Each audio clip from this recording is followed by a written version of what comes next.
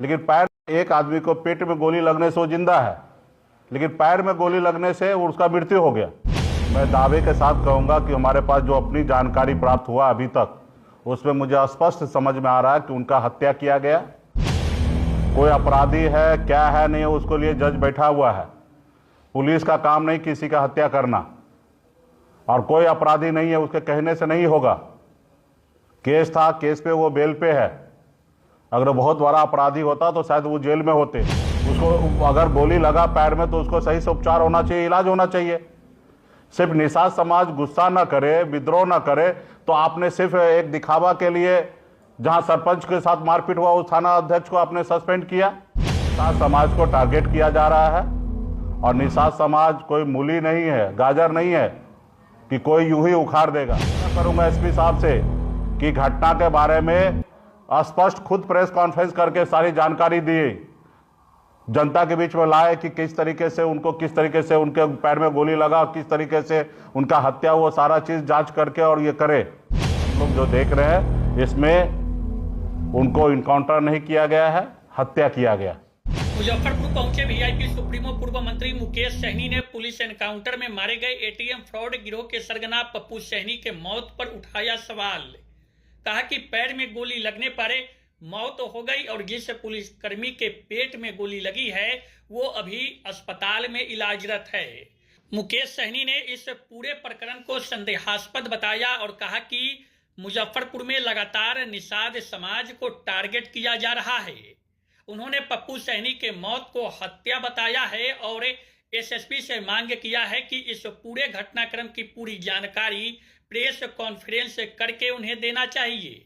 मुकेश सहनी ने कहा कि इसी मुजफ्फरपुर के बड़गांव में पुलिस ने सरपंच को बेरहमी से पीटा, उनके हाथ तोड़े गए, सैकड़ों लोगों पर झूठा मुकदमा दर्ज किया गया।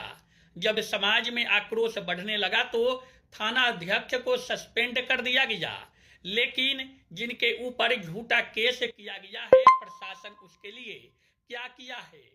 उन्होंने कहा कि मुजफ्फरपुर में निषाद समाज असुरक्षित है और लगातार टारगेट उन्हें किया जा रहा है, फेक एनकाउंटर में हत्या की जा रही है। उन्होंने पप्पू सहनी मामले में कहा कि इस पूरे घटनाक्रम की निष्पक्ष जांच होनी चाहिए।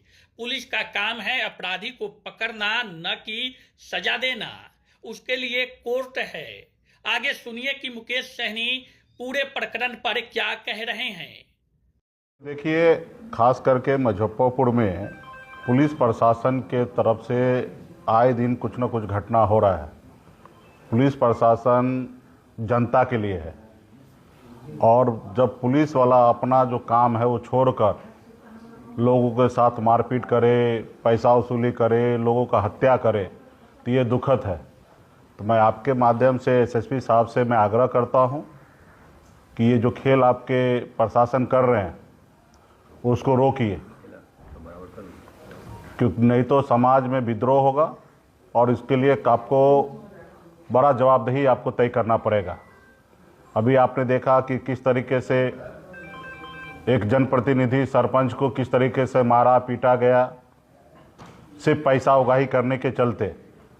उसके बाद समाज ने आक्रोश हुआ, पहले तो उनको बचाने का कोशिश कर रहा था, जब समाज का दबाव हुआ तो उस जगह पे उनको सस्पेंड किया गया। लेकिन एसएसपी साहब कहेंगे कि 45 आदमी का नाम जो केस में है उनका नाम वापस लिए, 200 अज्ञात है उनको अपने नाम वापस लिया, या जो उन्होंने जो गलत किया उसके लिए उसके ऊपर कोई कार्रवाई आपने किया? नहीं किया। अभी आपने जो घटना एक आपके सामने में आ रहा है कि एक अपराधी को इनकाउंटर किया गया, दरअसल वो इनकाउंटर नहीं है, वो हत्या है। मैं दावे के साथ कहूंगा कि हमारे पास जो अपनी जानकारी प्राप्त हुआ अभी तक, उसमें मुझे स्पष्ट समझ में आ रहा है कि उनका हत्या किया गया, और सिर्फ वो समाज में विद्रोह ना हो इसलिए उनको शांत करने के लिए थाना अध्यक्ष को सस्पेंड किया गया। पहले तो इनको बचा रहा था।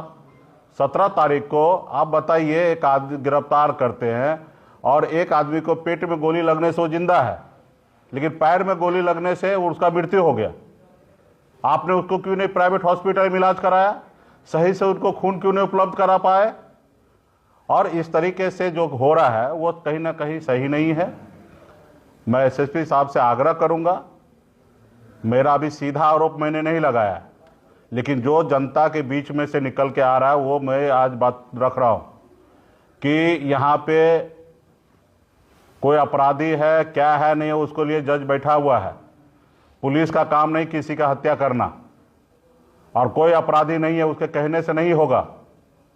केस था, केस पे वो बेल पे है। अगर बहुत बड़ा अपराधी होता तो शायद वो जेल में होते।